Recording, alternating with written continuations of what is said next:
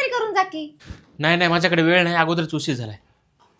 माय God, यायला तर रोज बी नाश्ता करायला वेळच भेटणार चाललाय. अगं ती आपल्या शेजारची रेणुका आहे की नाही, तिचं पोरग तिला 4 धाम यात्रेला घेऊन चले. मला बी बक्कत जावं वाटाले, पण माझ्या लेकराला इथं भाकर खायला पण टाइम नाही. अहो सासूबाई, मी त्याला आल्यावर बोलून बघते.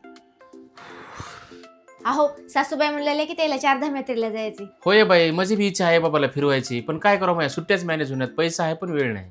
अहो मग आपण त्यांना सफरकार्ड टूर्स यांच्यासोबत पाठवू ना. हो, पण ते यायची काळजी घेतील का? अहो त्यांचं हेच तर वैशिष्ट्य आहे की ते सिनियर सिटीजन्सची विशेष काळजी घेतात.